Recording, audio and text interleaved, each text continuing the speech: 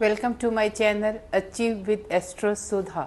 आप सबको एस्ट्रोलॉजर सुधा वाधवा बेदी की प्रेम भरी नमस्ते। आज के एपिसोड के अंदर हम बात करेंगे कि क्या किसी भी नेटिव के हिडन एजेंडाज होते हैं और अगर हैं तो आप उसे कैसे चेक करेंगे। मून की हमारे चार्ट में क्या इम्पोर्टेंस है। मून चार्ट जो आपने कई बार देखा है कि मेन चार्ट के साथ एक चार्ट मून चार्ट को भी हम बात करते हैं। मून चार्ट का क्या मतलब होता है, उसको हम क्यों देखते हैं, और ऐसे ही जो एक सन चार्ट है उसका क्या सेंस है।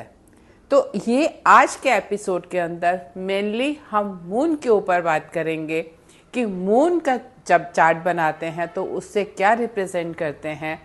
मून के जो एफ्लिक्शंस हैं उससे किसी भी नेटिव के क्या हिडन एजेंडाज हैं, आप उसको कैसे चेक करते हैं।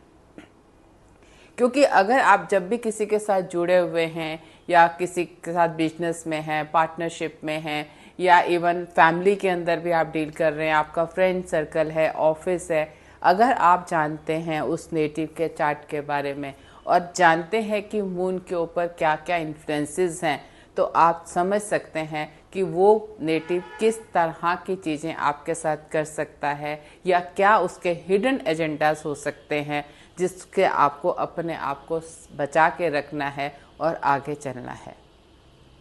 आपने अक्सर देखा है जब भी बात करते हैं हम D1 चार्ट की बात करते हैं या लग्ना चार्ट की बात करते हैं या एसेंडेंट चार्ट की बात करते हैं, ये सभी के सभी एक ही चीज़ है जिसके अंदर जो हमारा फर्स्ट हाउस, जिसे हम मेन हाउस की बात करते हैं, जहाँ से हम लग्ना बोलते हैं, जिसकी लग्ना का मतलब है फिजिकल ग्राउंड या जो चीज़ें आप फिजिकल लेवल के ऊपर फील करते हैं या अचीव करते हैं, तो वो सब चीज़ें हम जो है लग्ना चार्ट से चेक करते हैं।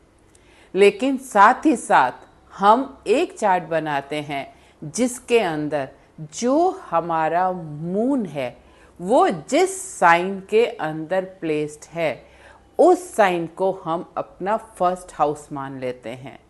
यानी कि मून जो है वो अब मून चार्ट का मतलब है कि जहां मून है वो लगन हो गया, वो फर्स्ट हाउस हो गया, और वहां से हमने अब पूरे चार्ट को एनालाइज करना है।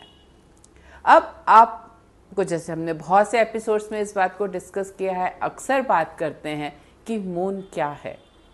मून हमारा माइंड है, हमारे इमोशंस हैं, हमारा कॉन्शियस माइंड है, सब कॉन्शियस माइंड है जो 24/7 काम करता है। और साथ ही साथ मून किसी भी प्लैनेट को अपना शत्रु नहीं मानता, सबको अपना दोस्त मानता है। और साथ ही साथ हर प्लैनेट को कुछ भी करने के लिए मून की परमिशन चाहिए। क्यों? अगर सपोज मंगल ने कोई एक्शन लेना है या उसको है कि मुझे लड़ना है, तो आप पहले माइंड के पास तो आपके जाती है ना इस सोच की मुझे करना है, और माइंड कहता है यस कर लो। और अगर आप जुपिटर है, आप पढ़ना चाहते हो, कुछ चीज़ों में आगे बढ़ना चाहते हो, तो क्या आप परमिशन माइंड से लेते हो। हर प्लैनेट कुछ भी करने से पहले मून से अपनी परमिशन लेता है। तो मून जो है वो बहुत ही इम्पॉर्टेंट प्लैनेट है हमारी लाइफ का। अब जब हम मून चार्ट बनाते हैं, इसका मतलब कि जो जैसे हमने कहा कि फिजिकल ग्राउंड पे आप ये फील करेंगे। अब अगर आपने मून से चार्ट बनाया, इसका मतलब ये है कि आप मेंटल लेवल पे उन चीज़ों को फील करेंगे। एक आपका है फिजिकल लेवल, एक आपका है मेंटल लेवल। कई बार बहुत सी चीज़ें ऐसी होती हैं जो आप ऐसे फिजिकल, लाइक किसी के पास बहुत बड़ा घर है डजन, लेकिन मेंटली वो उतना उस चीज़ को ना शायद एंजॉय कर रहा है, ना उसके लिए कोई इम्पोर्टेंस रखती है वो चीज़। दूसरी तरफ एक इंसान मतलब जैसे जॉब के लिए बहुत कोशिश कर रहा है, इफेक्ट्स नहीं उसको मिल रहे हैं, रिजल्ट्स नहीं मिल रहे हैं, लेकिन still he feel is at calm, peaceful है या कुछ है, क्योंकि मेंटल लेवल के ऊपर वो डिस्टर्बेंस उसके शायद नहीं है जो कि फिजिकल लेवल पे दिखती है। उसकी वर्क होने के बावजूद भी उसको अचीवमेंट्स नहीं आ रही हैं। तो जब भी आप कोई चार्ट रीड करते हैं, it is very very important balance check करने के लिए कि क्या आज हमें वर्ल्डली फिजिकल लेवल पे ग्राउंड पे ये चीज़ें हम अचीव करेंगे जब हम लगना से इन चीज़ों को चेक करते हैं।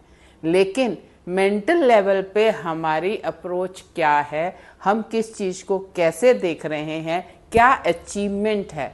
अगर आपने मून से सेकंड हाउस को देखा तो आप देख सकते हैं कि मतलब आपकी फैमिली का, स्पीच का या बोलने का आपकी क्या सोच है, या आपका मतलब धन का क्या इश्यूज रहेंगे। ऐसे ही आप थर्ड हाउस को अगर मून से देखेंगे तो आपके सिबलिंग्स, आपके मेंटल सेटअप पे किस तरह से, कई बार आपने देखा होगा कि थर्ड हमारा लगन से डिस्टर्ब्ड है लेकिन मून से इतनी डिस्टर्बेंसेस नहीं है। मून से वो सेटल है, एस्पेक्ट नेगेटिव नहीं है, उसकी प्लेसमेंट ठीक आ रही है, क्योंकि house many times it may change, sometime it may not. कई बार लगन और चंद्र लगन कुंडली कई नेटिव्स की सेम होती है।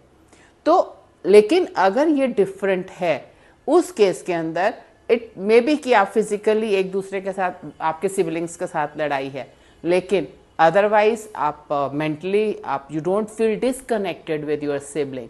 तो आपको मतलब फॉर एनीथिंग, चाहे वो सिबलिंग्स हो, आपके स्पाउस हो, आपके मतलब फ्रेंड सर्कल हो, कॉर्पोरेट नेटवर्क सर्कल हो, एनीथिंग, आपको फिजिकल लेवल और मेंटल लेवल, अगर आपको लगता है कि जो फिजिकल लेवल के ऊपर आपकी अचीवमेंट्स हो रही हैं, जो एक्शंस हो रहे हैं वो बहुत डिफरेंट हैं, देन इट इज़ मस्ट कि आप इस लेवल से भी इसको चेक करें कि क्या मेंटल लेवल के ऊपर हमारे बहुत डिफरेंट इसके अप्रोचेस आ रहे हैं। एक चीज़ आप और चेक करिएगा कि क्या नेटिव का बर्थ, आप अपना भी देख सकते हैं, अपने फ्रेंड सर्कल में चेक कर सकते हैं, कृष्ण पक्ष में हुआ है या शुक्ल पक्ष में हुआ है।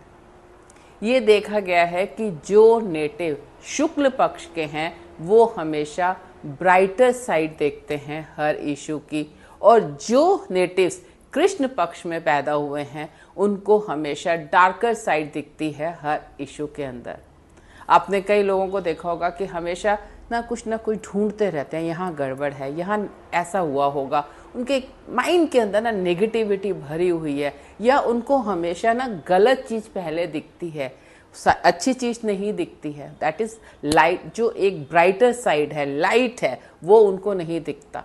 डार्क, पीछे क्या हो सकता है, ये तो नहीं हो रहा, वो तो नहीं हो रहा, ये बहुत इम्पॉर्टेंट रोल करता है। मून कहाँ पे है, शुक्ल पक्ष का है या कृष्ण पक्ष का है। अब हम अगर ये देखना चाहें कि जो मून है उसकी मतलब जैसे हमने कहा किसी भी नेटिव के कोई हिडन एजेंडास तो नहीं है। अब मून हमारा क्या है, माइंड है, और अगर आपके मून के ऊपर मेलेफिक्स इफेक्ट ज़्यादा है, स्पेशली शनि, मंगल, राहु, ये आपके मून को बहुत ज़्यादा इफेक्ट कर रहे हैं, इन दैट केस आप ये देखेंगे कि पर्सन जो भी नेटिव है उसके कहने और उसके मन के अंदर क्या है आपके लिए जानना मुश्किल है। उसका कुछ ना कुछ अंदर हिडन चल रहा है, क्योंकि वो मैलेफिक इफेक्ट उसके माइंड को इफेक्ट कर रहा है। He can not be away from that malefic effect. हम कई बार बहुत इजीली कह देते हैं कि जी 6, 8, 12 की प्लेसमेंट जो है वो मून की बस ठीक नहीं है, but it is not that. Only the placement of moon in 6, 8, 12, but अगर उसके ऊपर बेनिफिक एस्पेक्ट्स हैं then it is not that bad. लेकिन अगर प्लेसमेंट जहाँ मून है और उसकी लॉर्डशिप जिस राशि की जहाँ पे वो बैठा है, सपोज वो आप मान लीजिए इसमें बैठा है, क्या बोलते हैं वर्गों में बैठा है, तो मरकरी उसका जो है लॉर्डशिप हो गई। तो मरकरी अगर से 8-12 किसी भी जगह पे जा रहा है, इसका मतलब कि वो प्लेसमेंट खराब है उसकी। इसी तरह से अगर वो नक्षत्र जिसमें आ रहा है और उसका लॉर्ड अगर डिफरेंट किसी 6, 8, 12 में जा रहा है, वो खराब है आपके लिए।